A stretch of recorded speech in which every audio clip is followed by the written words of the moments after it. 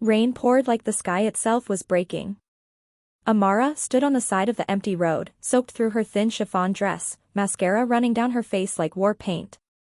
Cars hissed past, the occasional flash of headlights illuminating her devastated silhouette, but none slowed down. None except the man who had left her here. Her husband. Lamar's luxury sedan had already disappeared into the night, its red taillights shrinking as he sped away like she was a burden he couldn't wait to discard. "You embarrassed me in front of my family," he had snapped before pushing her out of the car. "Get home yourself." The rain swallowed his voice, but the cruelty stayed. Amara hugged her arms around her trembling body. She had married Lamar believing he was ambitious, focused, determined. She never expected he would turn into a man who weaponized silence and humiliation. Tonight, he had crossed a line she didn't know existed. Her phone was dead. Her shoes were ruined. And her heart felt like shattered glass. "How did I end up here?" she whispered to herself. "God, why?" Thunder answered her. She didn't know how long she had been standing there when a low, powerful engine rumbled from the distance. A sleek black SUV slowed, then stopped right beside her. The passenger window rolled down. A deep, smooth voice asked, "Are you all right?" Amara turned, and her breath caught. The man behind the wheel was striking. Sharp jaw, storm-gray eyes, rain-dark hair.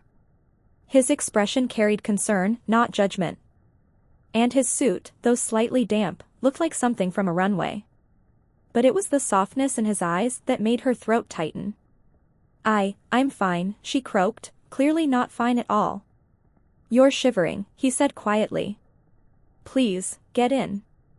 This rain is dangerous." She hesitated. Every warning about strangers echoed in her head. As if sensing her fear, he added gently, "You can sit in the back if you prefer.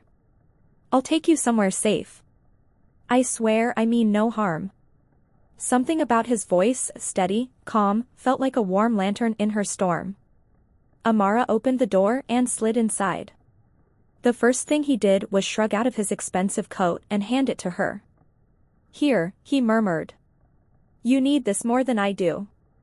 The warmth of the coat hit her instantly, soft, clean, carrying the faint scent of cedar and something expensive. She almost cried. "Thank you," she whispered. He pulled back onto the road. "I'm Elliott. Elliott Hale." Her eyes widened. Everyone in the city knew the name. Elliott Hale, billionaire founder of Hale Tech, philanthropic, brilliant, one of the most private men alive. Women on magazine covers swooned over him. Men envied him. And here he was, picking her up on a rainy roadside. "I'm Amara," she managed. "Amara," he repeated, like it was a beautiful song. "Do you want to tell me what happened?" She swallowed. "No. Not really." He nodded. "Then you don't have to." Silence settled, soft, not suffocating. A relief. After a moment, she whispered, "My husband left me here." Elliott's jaw tightened. "He left you? In the rain?" "Yes." He should be ashamed. A tear rolled down her cheek. "He said I embarrassed him." "For what?" Elliott asked, his voice low with disbelief. "For asking him not to insult me in front of his family." Elliott inhaled sharply, gripping the steering wheel. "No one deserves that. Especially not you." She blinked at him. "You don't even know me." "I don't have to," he replied. "Respect is the bare minimum." Amara turned her face away, but not quickly enough, he had already seen the tears spilling down her cheeks. He spoke again, softer than before. "Do you want me to drive you home?" She shook her head. "I can't go back there." "Then come somewhere warm," he said. "Somewhere safe. I have a guest house at my estate. You can dry off, rest, charge your phone. No pressure, no questions." This time, she didn't hesitate. "Okay." Elliott's estate wasn't ostentatious, it was serene. Modern architecture tucked into tall cedar trees, warm lights glowing like a sanctuary. He escorted her through the rain under his umbrella, staying close but never touching unless necessary. Inside the guest house, he showed her freshly prepared towels, a hot shower, soft slippers. "If you need anything," he said, "I'm right next door." She nodded. "Thank you, Elliott.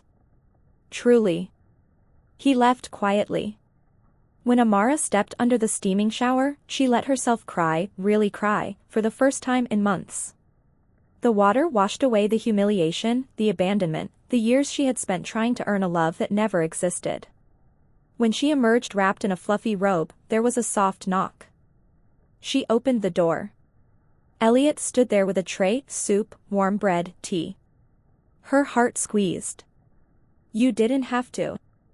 "I wanted to," he said simply. As she sat and ate, Elliott sat across from her, that same steady presence. He didn't pry. He didn't pity her. He simply existed with her in quiet respect. Her chest felt warm in a way it hadn't felt in years. 2 hours later, the storm calmed outside, but something else stirred inside the guest house. Amara stepped outside for fresh air, standing under the wide porch roof. Rain dripped from the edges, the world shimmering with reflections. Elliott joined her silently. "You saved me tonight," she said softly. "I didn't save you," he replied. "I just showed up." "You saved yourself by getting in the car." She smiled, a small, trembling smile.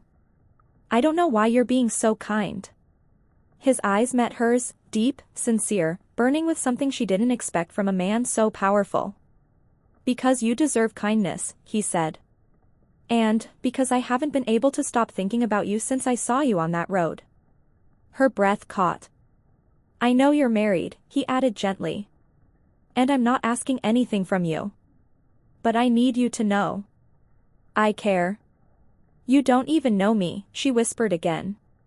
Elliott stepped closer, not touching, but close enough that she felt his warmth. "I know pain when I see it," he said. "And I know courage. And I know a woman who deserves to be cherished." Amara's lips parted, but no sound came out. The rain softened around them, drops tapping like a gentle heartbeat. Then Elliott did something she never expected. He took the coat she was still wrapped in, the one he had given her on the road, and pulled it around her shoulders more securely, his hands lingering only long enough to make her feel seen. "Until you believe you deserve warmth," he murmured, "I'll keep giving it." Her eyes filled again, this time not with pain. With something tender. New. Terrifying. "Elliott." "No pressure," he whispered. "No rush. I'll wait until you're ready, or until you walk away. But you will never stand alone in the rain again." Amara looked at him, really looked. At the billionaire with a heart deeper than the storm. At the man who saw her, not as a burden, but as a woman worthy of love. And for the first time in a long, long time, she felt hope. She leaned into his coat, drawing in his warmth and his promise. "Thank you," she whispered. "For finding me." He exhaled shakily. "I didn't find you, Amara. I think," his voice softened. "I think we found each other."